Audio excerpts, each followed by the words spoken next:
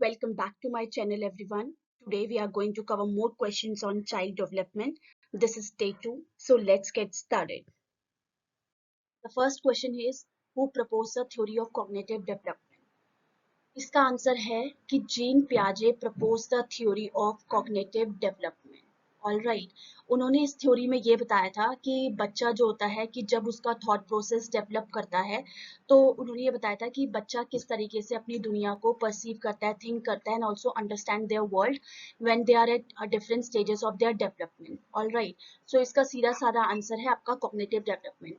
अगर हम बाकी की बात करें तो सिगमंड फ्राइड अपनी एक थ्योरी के लिए जाने जाते हैं जिसका नाम है analytic theory, psycho analytic theory, जिसमें उन्होंने ये बताया था कि किस तरीके से जो हमारा अनकॉन्शियस माइंड होता है उसका क्या इन्फ्लुएंस रहता है हमारे बिहेवियर में एंड हमारी जो पर्सनालिटी होती है वो किस तरीके से डेवलप करती है through various psycho sexual stages.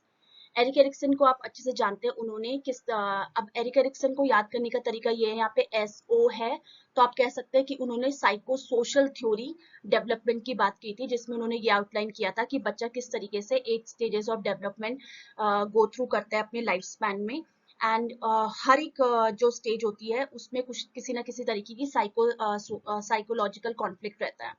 ठीक है, ये हम और ज्यादा डिटेल में और ज्यादा कॉम्प्रिहेंसिव वे में आगे कवर अप करेंगे। Last is BF Skinner. Skinner को आप कैसे याद रख सकते हैं? B stands, you can say that B here stands for behaviourism and BF Skinner जो जाने जाते हैं वो अपने बिहेवियरिज्म के लिए जाने जाते हैं, जिन्होंने ये बताया था अपनी थ्योरी में कि किस तरीके से जो हमारा बिहेवियर रहता है उसका रीइंफोर्समेंट या पनिशमेंट के थ्रू क्या उस पर इम्पैक्ट पड़ता है, हमारे बिहेवियर पर किस तरीके का इम्पैक्ट पड़ता है। All right, second question is, which stage is not a part of Piaget cognitive development theory? So मैं sequentially हर एक stage को explain करूंगी so that आप easily answer mark कर पाए। तो पहली stage है sensory motor stage। Sensory motor stage में क्या होता है, यूजुअली ये बर्थ से लेके 2 इयर्स तक रहती है, जहाँ पे बच्चा अपने सेंसेस का या मोटर फंक्शन का डेवलप करता है एंड इसमें जो बच्चा होता है they learn about the world through their senses and actions. तो ये जो है ये पियाजे की कॉग्निटिव डेवलपमेंट थ्योरी का पार्ट है। तो here we can not mark sensory motor stage, this is wrong here. Alright, second is pre operational. अब सेंसरी मोटर स्टेज के बाद क्या होता है कि 2 to 7 ईयर्स के बीच में जो बच्चा होता है वो अपनी लैंग्वेज और अपनी जो थिंकिंग होती है वो सिंबॉलिकली सीखने लग जाता है। मतलब जो उनकी थिंकिंग होगी वो इस तरीके से होगी, या तो वो इंट्यूटिव होगी या वो इकोसेंट्रिक होगी। इंट्यूटिव का मतलब ये होता है कि बच्चे ने मतलब कोई एक कॉन्शियस रीजनिंग ना होके बच्चा जो भी आसपास अपने सराउंडिंग में फील कर रहा है उसको अपने तरीके से परसीव कर रहा है। ऑल राइट, और इकोसेंट्रिक होता है कि यहाँ पे बच्चा की जो थिंकिंग होती है उसको लगता है कि मेरा जो पॉइंट ऑफ व्यू है वो ही ठीक है, बिकॉज यहाँ पे बच्चा डेवलप कर रहा है। तो बच्चा जो मतलब कॉन्क्रीटली जितना देख पा रहा है, जितना सेंस कर पा रहा है उसी को सही समझता है। तो ये भी एक पार्ट मतलब ये पार्ट है पियाजे की कॉग्निटिव डेवलपमेंट थ्योरी का, तो यहाँ पे हम इसको भी मार्क नहीं करेंगे। नेक्स्ट जो आती है that is concrete operational stage, वो यहाँ पे मेंशन नहीं है। कॉन्क्रीट से हम समझ जाएंगे कि बच्चा यहाँ पे क्या करता है कि उस चीज को मतलब वो चीजें समझने लगता है। कॉन्क्रीट मतलब लॉजिकली समझने लग जाता है आसपास जितना भी देख रहा है। ठीक है, उसके बाद जो लास्ट स्टेज आती है दैट इज जो 11 ईयर ऑनवर्ड्स पढ़ती है, that is formal operational stage. यहाँ पे बच्चा एब्स्ट्रैक्ट थिंकिंग को मतलब रीजनिंग करने लग जाता है। ऑल राइट, और बच्चा क्या होता है कि उसके अंदर ये एबिलिटी आ जाती है कि किस तरीके से वो लॉजिकली थिंक कर पाए। तो ये भी एक कॉग्निटिव डेवलपमेंट थ्योरी का पार्ट है। तो ये 3 नहीं है, बाकी है एक जो बचता है वो है पोस्ट कन्वेंशनल। अब ये जो पोस्ट कन्वेंशनल है ये है जो लॉरेंस कोहलबर्ग ने अपनी मॉरल डेवलपमेंट थ्योरी को जो उन्होंने जो प्रपोज किया था उसका पार्ट है, जिसमें आपके 3 स्टेजेस हैं, that is pre conventional, conventional and post conventional. तो ये वाला जो ऑप्शन है ये आप कोहलबर्ग से रिलेटेड है। ऑल राइट, तो यहाँ पे हम जो मार्क करेंगे that would be option number C. Next question is, who is associated with the theory of psychosocial development? यहाँ का जो आंसर होगा मैंने आपको पहले भी बताया था कि जहाँ पे आप जीन यहाँ पे SO आपने देख लिया है तो आप इसको सिंपली एरिक एरिक्सन के साथ मार्क कर देंगे, बिकॉज उन्होंने ही ये थ्योरी प्रपोज की थी, जिसमें ही mention that people go through 8 stages of development. ठीक है, और इसमें क्या होता है कि जो ये स्टेजेस होती है, इनका जो लाइफ स्पैन होता है वो इन्फेंसी से लेकर ओल्ड एज तक चलता है, और जहाँ पे जो हर एक स्टेज में क्या होता है कि एक आपकी हेल्दी पर्सनालिटी डेवलप होती है, and also you acquire specific virtues. तो यहाँ पे आप सिंपली किसको मार्क कर देंगे, एरिक एरिक्सन को। बाकी आपको पता है कि जीन पियाजे, हमने लास्ट स्लाइड में बात की थी कि उन्होंने कॉग्निटिव डेवलपमेंट की थ्योरी प्रपोज की थी। उसके बाद स्किनर ने या बी से बिहेवियरिज्म, एंड लीव वाइगोत्स्की ने कौन सी थ्योरी की थी, उन्होंने सोशो कल्चरल। मैंने आपको पहले वाली सीरीज में ही बताया था कि जहाँ पे भी लीव वाइगोत्स्की की बात होगी, वहाँ पे आपको कुछ नहीं करना है, वहाँ पे आपको सोशल इंटरेक्शन से रिलेटेड जो भी मेंशन होगा उसमें सिर्फ और सिर्फ किसका नाम आएगा, लीव वाइगोत्स्की का। तो आपको ये ध्यान रखना है। So here you will go with option number C, which is Erik Erikson. Question is, what is the primary focus of Erikson's stage of industry versus impurity? अब आपको यहाँ पे इसमें इसका प्राइमरी फोकस क्या है। ठीक है, पहली चीज जो है developing a sense of trust. अब ये जो चीज होती है ना, इसमें इस वाली स्टेज में ट्रस्ट वर्सेस मिसट्रस्ट रहता है। यहाँ पे ये वाला जो कैरेक्टरिस्टिक है, ये कहाँ पे डेवलप होता है, जब बच्चा, जब जो इन्फेंट रहता है, उसका फोकस रहता है कि जो भी केयर गिवर्स या जो भी वर्ल्ड है उसके साथ वो ट्रस्ट डेवलप करता है। तो ये तो आपका इन्फेंसी वाला स्टेज में हो गया, तो here it is not the right option. Second, अब हमें यहाँ पे देखना है कि developing a sense of competence. ये वाली चीज कब रहती है, आप कॉम्पिटेंट फील कब करते हो, जब आप कोई भी टास्क या कोई भी गोल को मीट करते हो, उसको अकम्प्लिश कर लेते हो। ठीक है, चाहे वो एकेडमिक या सोशल कॉन्टेक्स्ट में हो, and also you strive to master skills. और जब आपकी कोई अचीवमेंट अचीव हो जाती है, ठीक है, then you take pride in that thing also. तो यहाँ पे क्या होता है कि अगर आपको अपनी चीजों में लाइक आपका कॉन्फिडेंस या आप कॉम्पिटेंट कब बनोगे, जब आपको एक सक्सेस मिल जाती है। ठीक है, तो ये चीजें कब रहती है, ये रहती है इंडस्ट्री वर्सेस इंफ्योरिटी में। तो यहाँ पे हमारा सिंपल सा हमें आंसर मिल गया है।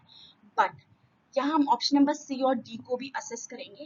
एक आइडेंटिटी वाली चीज कब रहेगी, आइडेंटिटी वर्सेस रोल कंफ्यूजन था, ये आपको रहता है जब आप एक एडोलेसेंट वाले फेज में होते हैं। ठीक है, वे जो इंडिविजुअल होते हैं, they grapple with the questions of identity, and also you strive to establish a sense of self and coherent identity, which means कि आप क्या करते हो कि आप ग्रैपल कर रहे हो कि ठीक है कि आपकी आइडेंटिटी, आपकी पहचान बन रही है या नहीं बन रही है। ठीक है, आप स्ट्राइव कर रहे हो कि आपकी एक आइडेंटिटी फॉर्म हो। तो ये आपका एडोलेसेंट वाले फेज में है, जहाँ पे हर कोई एडल्टहुड वाले फेज में हर कोई स्ट्रगल करता है, एंड इंटीमेसी वाली चीज आती है आपकी एडल्टहुड में। ठीक है, where you seek to develop close and meaningful relationship with others, चाहे वो आपके रोमांटिक रिलेशनशिप्स हो, चाहे वो फ्रेंडशिप के तौर पर हो। तो है you will go with inferiority वाली चीज। इंफीरियर फील कब करेंगे, जब हम कोई टास्क अचीव ना कर पाए, और अगर हमने अचीव कर लिया, then we will have the we will develop a sense of competence. So here you have to go with option number B. The next question is, the term scaffolding in the context of education was introduced by। अब आपको बहुत बार मैंने बता दिया है कि Jean पियाजे ने आपकी क्या प्रपोज किया था, कॉग्निटिव डेवलपमेंट थ्योरी। तो यहाँ पे उन्होंने स्कैफोल्डिंग की बात नहीं की थी, बट अगर कोई टर्म्स आए लाइक एसिमिलिएशन या अकोमोडेशन, वो टर्म्स उन्होंने ऑब्वियसली इंट्रोड्यूस किए थे। ठीक है, तो यहाँ पे वी वोंट मार्क जीन पियाजे, लीव वाइगोत्स्की। अब लीव वाइगोत्स्की ने जब सोशल कल्चरल थ्योरी डेवलप की थी, तो उन्होंने ही ये स्कैफोल्डिंग वाला टर्म इंट्रोड्यूस किया था। अब स्कैफोल्डिंग का मतलब क्या होता है, स्कैफोल्डिंग का मतलब होता है कि जब आप कोई भी टास्क को छोटे छोटे अचीवेबल मैनेजेबल स्टेप्स में ब्रेक डाउन करते हो, ताकि वो इजी रहे अचीव करने के लिए, और बच्चे को इतना सपोर्ट देते हैं कि एट द एंड वो क्या करे, वो किसी भी टास्क के जो towards any task they gain the mastery over that task. Alright, तो यहाँ पे जो स्कैफोल्डिंग है, स्कैफोल्डिंग का मतलब होता है सपोर्ट करना, कि आप सपोर्ट कितने हद तक करते हो कि जब तक बच्चा क्या ना हो जाए कि कोई भी चीज पे उस चीज को मास्टर ना कर दे, चाहे वो स्किल हो चाहे वो कोई टास्क हो। ठीक है, तो ये चीज कौन लेके आए थे, लीव वाइगोत्स्की। अब अगर आप ब्रूनर की बात करें, ब्रूनर ने एम्फसाइज किया था इम्पोर्टेंस ऑफ स्कैफोल्डिंग, बट यहाँ पे हमें इम्पोर्टेंस नहीं पूछा गया है, उन्होंने पूछा है हमें इंट्रोड्यूस किसने किया। तो इंट्रोड्यूस तो हमें पता लग गया कि बी ने किया है, ली वाइगॉट्सी ने। लेकिन ब्रूनर ने क्या किया था, उन्होंने इस चीज में एम्फसाइज किया था कि हमें इम्पोर्टेंस देनी चाहिए स्कैफोल्डिंग की। तो अगर क्वेश्चन में ऐसा कुछ आता है कि who emphasized, then you have to mark Jerome Bruner, alright. But उन्होंने ये टर्म इंट्रोड्यूस नहीं की थी। अगर एल्बर्ट बैंड्यूरा की बात करें, एल्बर्ट बैंड्यूरा ने क्या किया था, उन्होंने सोशल लर्निंग थ्योरी या सेल्फ एफिशिएंसी की बात की थी, बट उन्होंने ये जो कॉन्सेप्ट है स्कैफोल्डिंग का वो इंट्रोड्यूस नहीं किया था। Here you will go with Lev Vygotsky. Next question is classical conditioning was discovered by. अब आपको यहाँ पे क्लासिकल कंडीशनिंग जो टर्म है वो आपको एसोसिएट करनी है इवान पेवलव से। ठीक है, उन्होंने बेसिकली क्या किया था, इवान पेवलव ने, उन्होंने डॉग के साथ एक्सपेरिमेंट किया था। ठीक है, जहाँ पे डॉग सेलिब्रेट करने लगता है जब भी बेल बजती है उसके बाद फूड मिलता है, तो डॉग ने ये एसोसिएट कर लिया था कि बेल बजेगी उसके बाद आई गेट फूड, ऑलराइट। तो यहाँ पे क्या था, फूड मिला ना बोले, बेल बजी, डॉग सेलिब्रेट करने लग जाएगा, तो वो रिस्पॉन्स उन्होंने एलिसिट किया था। तो यहाँ पे क्लासिकल कंडीशनिंग किसने डेवलप की है, इवान पेवलव ने। तो you will go with Ivan पेवलव। The next question is operant conditioning involves. Now, the first thing that you have to remember, you won't misguide yourself with classical conditioning. Here, it is written operant. Operant में किसने किया है, B.F. Skinner ने, और उन्होंने, अगर आपको पता है, तो B.F. Skinner ने actually reinforcement and punishment को use किया था to modify behavior.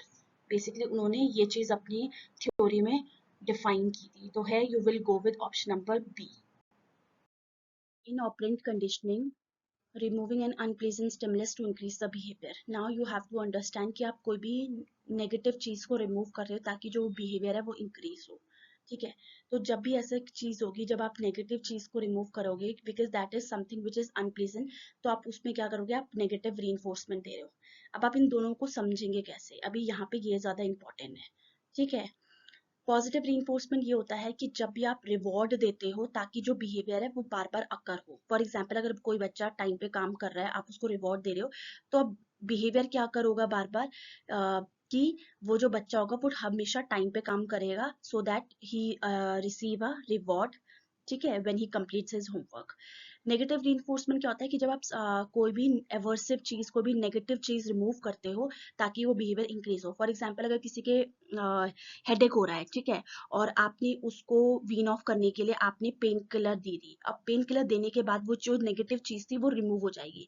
तो बिहेवियर क्या आएगा कि जब भी हम अपने सराउंडिंग में से, अगर मेरा सर दर्द हो रहा है और मैंने मेडिकेशन पे हूँ, मतलब मैंने कोई दवाई ले ली है, तो उससे क्या होगा कि वो चीज रिमूव हो जाएगी। तो बिहेवियर क्या आएगा कि बार बार मैं वो चीज दोबारा करूंगी, ऑल राइट।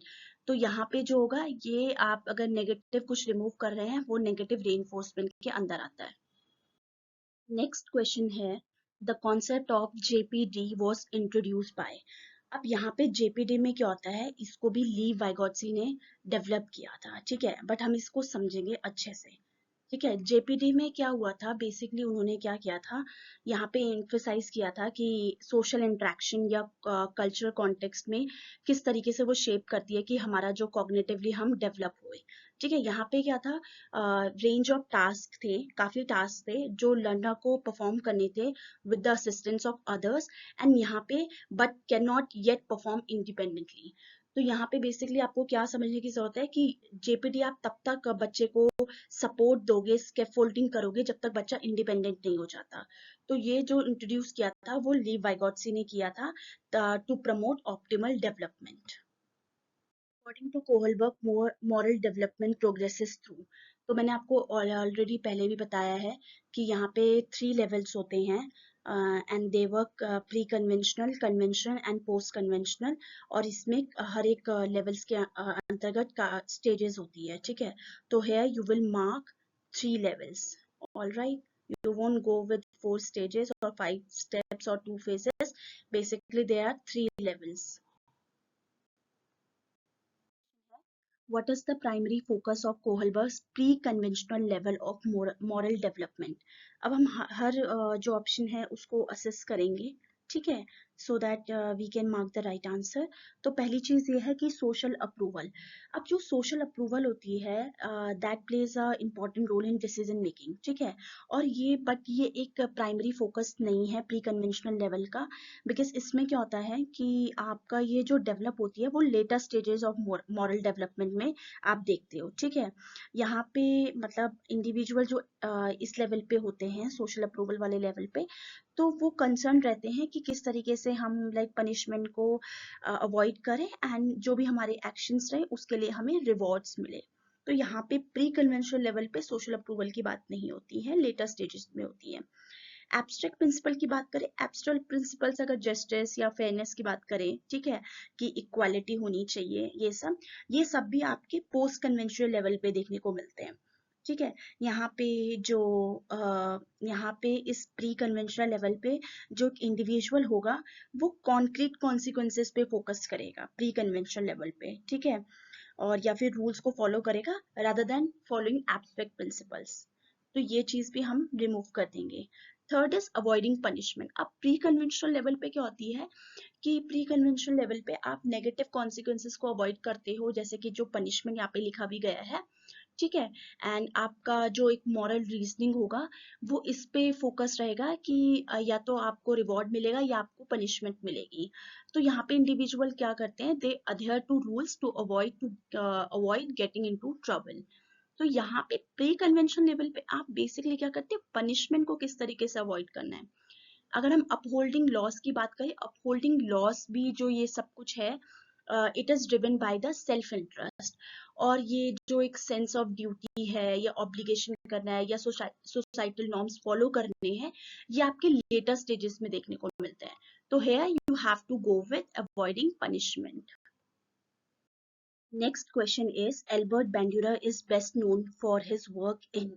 तो एल्बर्ट बेंड्यूरा की जो यू you नो know, जो काम था वो था सोशल लर्निंग थ्योरी। अब सोशल लर्निंग थ्योरी में उन्होंने ये बात की थी कि जो इंडिविजुअल होता है वो जो सीखता है अपने जीवन में, वो डायरेक्ट रीइंफोर्समेंट या पनिशमेंट के थ्रू नहीं सीखता है, but also by observing the behaviour of others and उस बिहेवियर का क्या कॉन्सिक्वेंसेस रहता है उसके थ्रू कोई भी एक इंडिविजुअल लर्न करता है, ठीक है। ऑल्सो ही यूज्ड बोबो डॉल एक्सपेरिमेंट, जहाँ उन्होंने ये डेमोन्स्ट्रेट किया था कि कोई भी जो चाइल्ड है वो किस तरीके से एग्रेसिव बिहेवियर लर्न करता है थ्रू ऑब्जर्वेशन या इमिटेशन ऑफ एडल्ट मॉडल्स। तो यहाँ पे जब एल्बर्ट बेंड्यूरा को आपको सोशल लर्निंग थ्योरी और बोबो डॉल से आपको लिंक करके रखना है, ठीक है, बस इतना ध्यान रखना है आपको, दैट्स इट। तो you will go with option number B. Question is, which type of attachment is characterized by anxiety and ambivalence in a child? Now you have to look all the options. ठीक है, anxiety अपने आप में एक negative हो गया, यानी कि जो भी नेगेटिव वर्ड होगा या फिर एम्बीवेलेंस होगा तो आप इससे सिंपली मार्क कर सकते हैं एम्बीवेलेंट, ठीक है, बिकॉज यहाँ पे ऑलरेडी मेंशन था। बट हमें सारे ऑप्शन असेस करने हैं कि सिक्योर क्या है। बच्चा सिक्योर फील कब करता है? बच्चा सिक्योर फील तब करता है जब भी उसका केयर गिवर या कोई गार्जियन जो है वो अवेलेबल है और रिस्पॉन्सिबल है अपनी चाइल्ड के टूवर्ड्स देयर चाइल्ड, ऑलराइट। तो यहाँ पे क्या है, जो बच्चा होगा वो सिक्योर फील करेगा, कंफर्टेबल फील करेगा। तो ये तो नहीं हो सकता था ऑप्शन, क्योंकि यहाँ बच्चा एंजाइटी तो ऑब्वियसली एक सिक्योर इन्वायरमेंट में नहीं डेवलप करेगा। अवॉइडेंट कब होता है कि जब भी जो चाइल्ड होगा वो अवॉइड करेगा या इग्नोर करेगा अपने केयर गिवर को। एंड ऑल्सो थोड़ा सा मतलब अवॉइड वाली चीज कब आती है, जब थोड़ा सा जो केयर गिवर का जो एटीट्यूड है वो बच्चे के प्रति किस तरीके से है, वो थोड़ा सा लाइक थोड़ा सा मतलब इग्नोर वाली चीज है कि ध्यान दे भी रहे हैं नहीं भी दे रहे हैं। तो अवॉइडेंट वाली चीज भी यहाँ पे ऑब्वियसली यहाँ पे नहीं आएगी, ठीक है। यहाँ पे सिर्फ ये आएगा कि बच्चा, अब आप अवॉइड कर रहे हो, बच्चे की नीड्स को नहीं फुलफिल कर पा रहे, तो एक पॉइंट पे क्या होगा कि बच्चा आपका इमोशनली डिस्टेंस करने लग जाएगा खुद को। एम्बीवेलेंट का मतलब ये होता है कि जहाँ पे आप ना अनश्योर रहते हो, ठीक है, आपकी मिक्स्ड फीलिंग्स रहती है, ठीक है। जैसे एक पॉइंट पे क्या हो सकता है, बच्चा क्लिंगी भी हो सकता है, बट एक पॉइंट पे क्या हो सकता है, बच्चा रेजिस्ट कर रहा है। तो यहाँ पे यू आर अनसर्टेन, तो ये सब कब होता है, एम्बीवेलेंट वाली चीज में। डिसऑर्गेनाइज्ड में क्या होता है, डिसऑर्गेनाइज्ड में आपका लाइक एक कंसिस्टेंट पैटर्न ऑफ बिहेवियर नहीं देखने को मिलता है with their care giver. And इसमें क्या होता है कि फॉर एग्जांपल आप ये भी कह सकते हैं कि आपको यहाँ पे कॉन्ट्राडिक्टरी बिहेवियर्स दिख सकते हैं, या फिर ऑल्सो अगर बच्चा अपनी केयर गिवर को अप्रोच भी कर रहा है तो हो सकता है कि उसके अंदर एक डर की भावना हो या वो कंफ्यूज्ड हो। तो ये डिसऑर्गेनाइज्ड को आप पेयर करेंगे इनकंसिस्टेंसी के साथ। तो यहाँ पे जो सबसे ज्यादा अप्रोप्रिएट है वो है ambivalent. So here you have to mark ambivalent, which means unsure or uncertain or having mixed feelings. Next question is what is the term for the ability to manage and regulate one's emotions. इस चीज को हम कहेंगे जिसमें आप अपने impulses को manage कर लो या अपने इमोशंस को कंट्रोल कर लो। ऑल्सो अगर आपके कोई भी इन्वायरमेंट में कोई भी चेंजेस हो तो आप उसको इजिली अडेप्ट कर लो इन अ कंस्ट्रक्टिव और अडेप्टिव मैनर में। तो आप उस चीज को क्या कहोगे? सोशल इंटेलिजेंस कहोगे, एम्पैथी कहोगे, सेल्फ रेगुलेशन कहोगे, या इमोशनल इंटेलिजेंस कहोगे? इमोशनल इंटेलिजेंस क्या होता है कि जहाँ पे आप रिकॉग्नाइज कर पाओ या अंडरस्टैंड कर पाओ खुद के इमोशंस भी और सामने वाले के इमोशंस भी। ठीक है, अब इस इमोशनल इंटेलिजेंस के अंदर ही self awareness, self regulation, empathy या सोशल स्किल्स आती है। तो ऑब्वियसली ये एक ब्रॉडर टर्म है, ये एक अम्ब्रेला टर्म है, इसके अंदर ये सब आ रहे हैं। तो ऑब्वियसली अगर हम सिर्फ यहाँ पे बात कर रहे हैं manage and regulate one's emotion, तो अगर आप रेगुलेट वर्ड देखोगे तो आप रेगुलेट से रेगुलेशन फाइंड आउट कर सकते हैं। You can also mark option number B.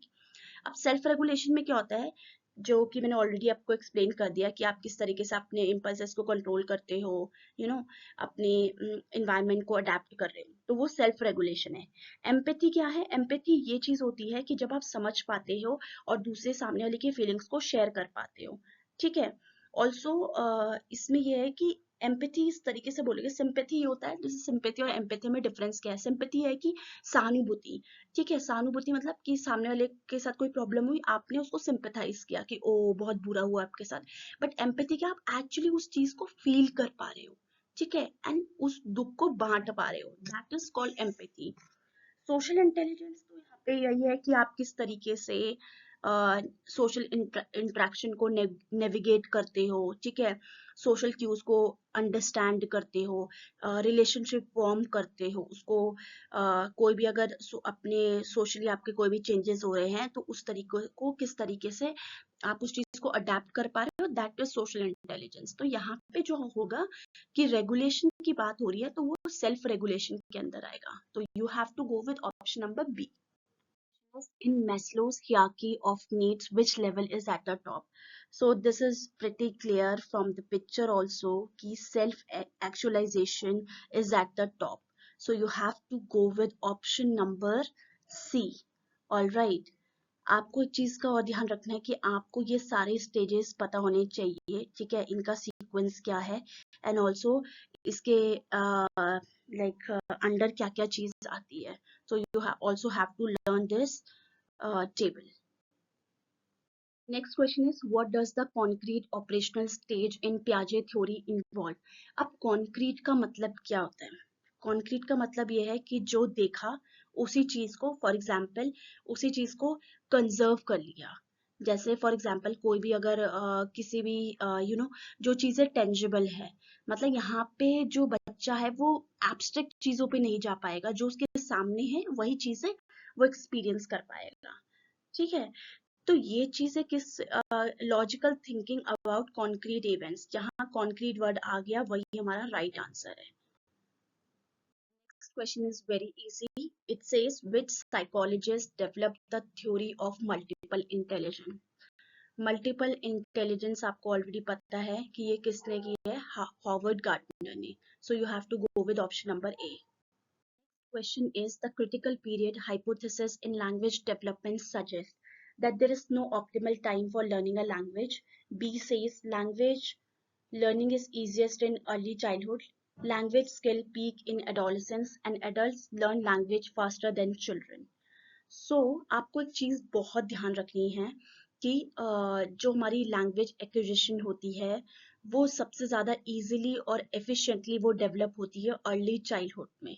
ठीक है, यहाँ पे क्या होता है, जो चिल्ड्रन होते हैं they are highly receptive to language input.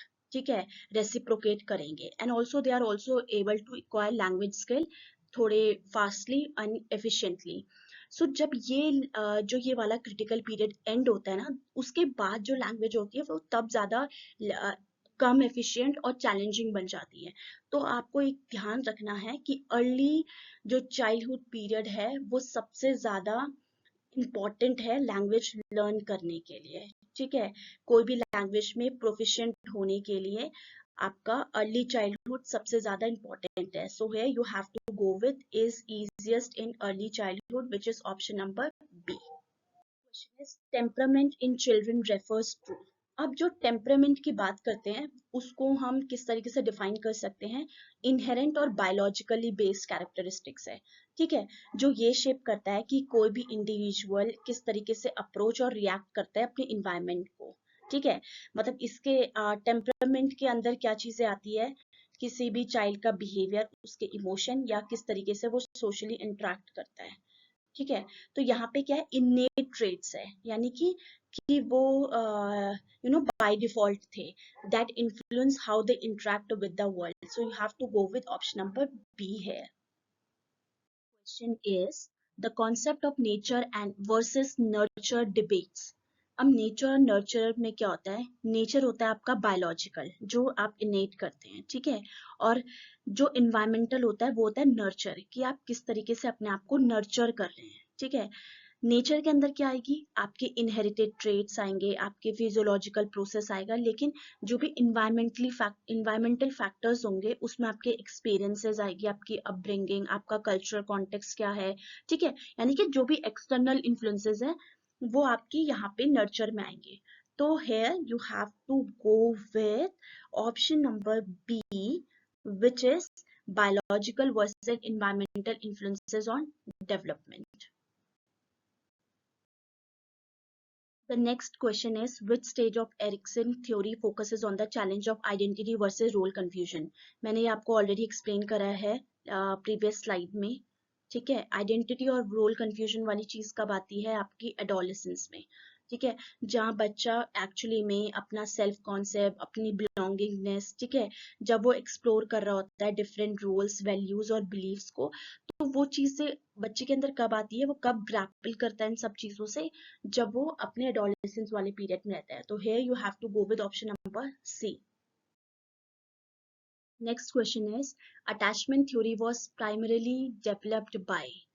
अब अटैचमेंट थ्योरी हमने लास्ट डिस्कस की है कि चाहे वो सिक्योर अटैचमेंट हो, चाहे वो अवॉइडेंट हो, चाहे वो एम्बिवेलेंट हो, या फिर वो डिसऑर्गेनाइज्ड हो, ये आपको याद रखना पड़ेगा कि ये किसने डेवलप की है, जॉन बॉल्बी ने। ठीक है, तो you have to go with option number B है। The next question is in Pavlov's classical conditioning the conditioned stimulus is। अब पहले इस क्वेश्चन को समझने से पहले आपको तीन चार चीजें समझनी होगी कि अनकंडीशनड स्टिमुलस क्या होता है, अनकंडीशनड रिस्पॉन्स क्या होता है, या कंडीशनड या अनकंडीशनड स्टिमुलस या कंडीशनड रिस्पॉन्स क्या होता है। ठीक है, सबसे पहले बात करते हैं हम अनकंडीशनड स्टिमुलस की। अनकंडीशन का मतलब क्या हुआ कि यहाँ पे आपने क्या किया, नेचुरल स्टिमुलस आपने प्रोवाइड किया। ठीक है, नेचुरल क्या है, फूड। डॉग ने खाना देखा और वो नेचुरली क्या करेगा, वो जो खाना होगा वो डॉग को सेलिवेट करवाएगा। ठीक है, दैट इज अनकंडीशन स्टिमुलस, कि कोई कंडीशन नहीं आया है और कुछ ना कुछ आपने प्रेजेंट कर दिया, that is food for a dog. Uncondition response क्या होता है कि नेचुरल रिस्पॉन्स क्या है। ठीक है, जैसे कि डॉग ने फूड देखा, अनकंडीशन स्टिमुलस देखा, उसी तरीके से उसने क्या करना शुरू कर दिया, सेलिवेट करने का कर दिया। तो सेलिवेशन क्या हो गया, अनकंडीशन रिस्पॉन्स हो गया। अब जो थर्ड चीज आती है जो यहाँ पे हमसे पूछी भी गई है, वो है कि कंडीशन स्टिमुलस क्या है। अब कंडीशन आप कैसे समझेंगे, कंडीशन मतलब कि आपने उसको किसी ना किसी, जो चीज नेचुरली अगर नहीं हो रही है लेकिन आपने कुछ ना कुछ ट्रेन किया है डॉग को इस तरीके से कि वो डेवलप हो। क्या किया, जैसे कि पहले आपने क्या किया, आपने बेल रिंग करी और डॉग डॉग को लाइक डॉग नॉर्मली बेल आपने रिंग करी तो डॉग सेलिब्रेट नहीं कर रहा है, लेकिन जब भी आप बेल करोगे और बेल रिंग करोगे उसके बाद डॉग को फूड प्रेजेंट करोगे तो डॉग एसोसिएट कर लेगा। ठीक है, तो this is condition which is bell. ठीक है। लास्ट आता है आपका कंडीशन रिस्पॉन्स। अब रिस्पॉन्स क्या आएगा, तो आपने बेल रिंग करी, कंडीशन स्टिमुलस दिया, उसके बाद जो आपका सेलिवेशन आ रहा है वो आपका कंडीशन रिस्पॉन्स हो जाएगा। भले उसके बाद अगर आप फूड ना भी दो तो भी बेल की आवाज सुन के ही जो डॉग होगा वो सेलिवेट करने लग जाएगा। ठीक है। तो अब आप कैसे समझे इस चीज को, कैसे समराइज करेंगे कि आपका अनकंडीशन स्टिमुलस क्या था, फूड था। आपका अनकंडीशन रिस्पॉन्स क्या था, सेलिवेशन व्हेन सीइंग फूड। आपका कंडीशन स्टिमुलस क्या रहा, यहाँ पे बेल रही, और कंडीशन रिस्पॉन्स क्या रहा, salivation when hearing the bell. तो यहाँ पे आपको कंडीशन स्टिमुलस पूछा गया है, तो अब आपको बताना है कंडीशन स्टिमुलस क्या होगा। नेचुरल ऑटोमेटिकली ट्रिगर्स, तो नेचुरल तो है ही नहीं क्योंकि वो कंडीशनड हो गया, तो ये तो गलत हो गया ऑप्शन। सेकंड है previously neutral but now triggers a condition response. अब आप ये वाला क्वेश्चन आंसर, अब ये है अनकंडीशन स्टिमुलस। अब कंडीशन को अनकंडीशन के साथ तो पेयर कर ही नहीं सकते, रॉन्ग। इस स्टिमुलस का कोई इफेक्ट नहीं होता है, रॉन्ग, इफेक्ट तो हो रहा है। ठीक है। प्रीवियसली न्यूट्रल, आपका कंडीशन स्टिमुलस क्या था, बेल थी, न्यूट्रल था, लेकिन जब बेल को आपने रिंग किया था उसके बाद फूड प्रेजेंट किया था, राइट। तो यही है कि पहले न्यूट्रल था लेकिन अब ट्रिगर कर रहा है कोई ना कोई कंडीशन रिस्पॉन्स, जो कि आपका क्या है, सेलिवेशन। तो you have to go with option number B here. I hope आपको ये चीज समझ आएगी। ठीक है, आपको एक बार इसको दोबारा से रिविजिट करना and you also will be able to understand. अगर नहीं समझ आएगा तो आप कमेंट में लिख सकते हैं, मैं इसके लिए आपको एक अलग से स्लाइड बना के प्रेजेंट कर सकती हूँ। Next question is in the context of learning theories who introduce the concept of observational learning. हमने इसे ऑलरेडी पहले भी कवर किया है, ऑब्जर्वेशन बोबोडॉल एक्सपेरिमेंट। ठीक है, and that goes with Albert Bandura. The next question is which type of play involves children playing alongside each other but not directly interacting। ठीक है, तो आपका कीवर्ड जो है यहाँ पे है डायरेक्टली इंटरेक्टिंग। तो how to go about it, cooperative play में आप कोऑपरेट कोलैबोरेट होके, ठीक है, इंटरेक्ट करोगे, अपने आइडिया शेयर करोगे, डिफरेंट रोल्स टेक ऑन करोगे एंड एक शेयर्ड ऑब्जेक्टिव को अचीव करोगे। तो कोऑपरेटिव प्ले तो नहीं हो सकता, ठीक है, क्योंकि ऑब्वियसली यहाँ पे इंटरेक्शन चाहिए होगा। पैरेलल प्ले में क्या है कि आप अपनी अपनी एक्टिविटीज में इंगेज हो, ठीक है, आप अवेयर हो of each others presence, but यहाँ पे आप अपनी एक्टिविटी खेल रहे हो, ठीक है। तो यहाँ पे शेयर्ड प्ले कुछ नहीं है, तो आप इंटरेक्ट तो कर ही नहीं रहे हो, तो है यू कैन से parallel play would be the right answer. Associative play में क्या होगा, एसोसिएटिव प्ले में भी क्या होता है कि एक साथ तो खेल रहे हैं लेकिन जो स्ट्रक्चर्ड है वो थोड़ा लेस स्ट्रक्चर्ड है, और थोड़ा सा आप कह सकते हैं कि लूजली ऑर्गेनाइज्ड मैनर में आप कर रहे हो, ठीक है। लाइक कि यहाँ पे किसी तरीके का कोऑर्डिनेशन या कोऑपरेशन रिक्वायर्ड नहीं होता है, ठीक है। इंटरेक्ट कर सकते हैं, इंगेज कर सकते हैं, लेकिन कोई फॉर्मल ऑर्गेनाइजेशन नहीं है, कोई गोल डायरेक्टेड बिहेवियर नहीं है एसोसिएटिव प्ले में। सॉलिटरी प्ले में क्या होता है कि आप अपने जो आप अपने फोकस करते हो अपने ओन इंटरेस्ट में, अपना एनवायरनमेंट एक्सप्लोर करते हो, ठीक है, आप इंगेज होते हैं इमेजिनेटिव और क्रिएटिव प्ले में, लेकिन यहाँ पे भी आप इंटरेक्ट नहीं कर रहे हो, ठीक है। तो यहाँ पे यूजुअली क्या होता है कि दे पे alone and engage in activity independently of others. तो सॉलिटरी प्ले अपना अपना खेल रहे हो। एसोसिएटिव प्ले में क्या था कि जो लेस ऑर्गेनाइज्ड होगा। पैरेलल प्ले में क्या होगा, खेल तो रहे पर इंटरेक्ट नहीं हो रहा है। कोऑपरेटिव में आप पूरी तरीके से इंगेज हो, तो है you have to go with the parallel play. Next question is what does Vygotsky concept of the more knowledgeable other refer to. अब आप इसमें किस है मोर नॉलेजेबल कौन होगा, जिसके पास किसी ना किसी तरीके की नॉलेज होगी, ज्यादा नॉलेज होगी या एक्सपर्टीज होगा लर्नर से ज्यादा, ठीक है। और ये जो इंडिविजुअल होता है ही सर्व एज अ गाइड और facilitator in the learning process. तो वो कौन होगा, अपीयर हुआ सिमिलर नॉलेज, नहीं, बिल्कुल भी नहीं, ठीक है। अ चाइल्ड सेल्फ अवेयरनेस, नहीं। एडवांस स्टूडेंट, नहीं। अ टीचर और someone who knows more and can help guide learning. So you have to go with option number B here. Question is which stage in Erikson theory deals with the challenge of intimacy versus isolation। अब आपको adolescence में पता है कि identity versus role confusion रहता है, तो obviously ये आंसर नहीं है।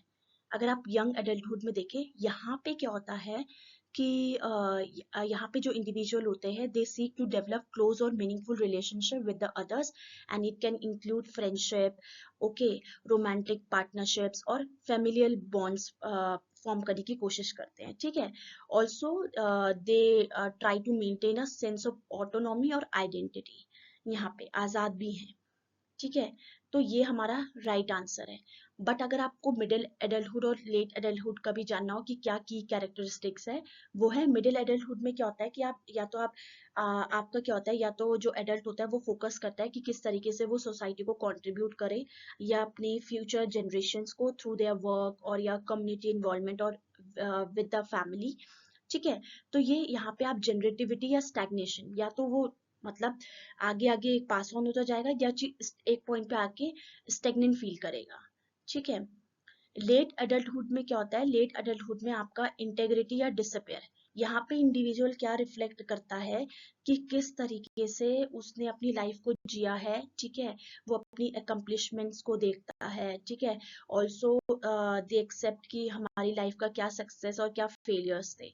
तो ये लेट एडल्टहुड एकदम बाद में आपको फील होता है, बट जो इंटीमेसी वर्सेस आइसोलेशन है वो यंग एडल्टहुड में आता है।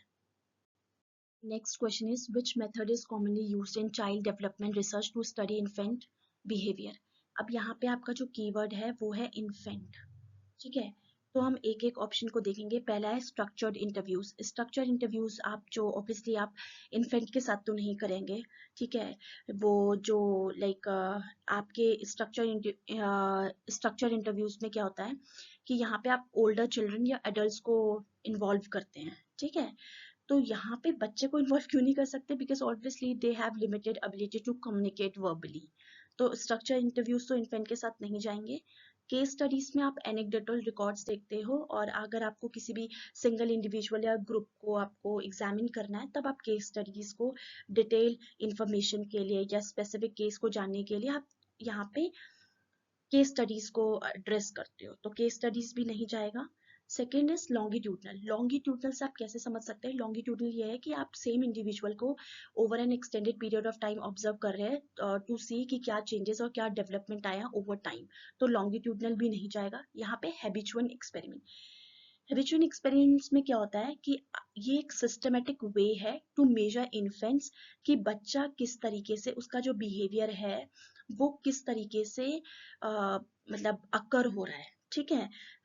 ताकि आप बच्चे के सेंसरी या कॉग्निटिव कैपेबिलिटीज को एक कंट्रोल सेटिंग के अंदर देख सके, ठीक है। ताकि जो भी देख रहा है, जो भी रिसर्चर है, उसको एक इंसाइट डेवलप हो कि इन्फेंट का परसेप्चुअल एबिलिटीज क्या है, ठीक है, उसकी प्रेफरेंसेस क्या है, उसकी कॉग्निटिव प्रोसेस क्या है। तो यहाँ पे इन्फेंट को हैबिचुअल एक्सपेरिमेंट्स के अंतर्गत आप देखते हैं, तो you have to go with option number D which is habitual experiments.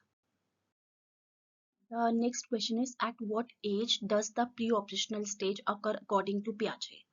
तो अगर 0 to 2 years में देखें तो 0 to 2 years में हमारा जो डेवलप होता है वो सेंसरी मोटर स्टेज होती है, तो यहाँ पे प्री ऑपरेशनल नहीं आएगा। 2 to 7 में आपका प्री ऑपरेशनल रहता है, 7 to 11 में आपका कंक्रीट, एंड 11 ऑनवर्ड्स आपका फॉर्मल ऑपरेशनल आती है। तो आपको प्री ऑपरेशनल में किसके साथ जाना है, 2 to 7 years के साथ, ठीक है। यहाँ पे बेसिकली क्या होता है कि वही जो मैंने आपको ऑलरेडी पहले ही बताया था कि इकोसेंट्रिक बिहेवियर आता है बच्चे का, ठीक है।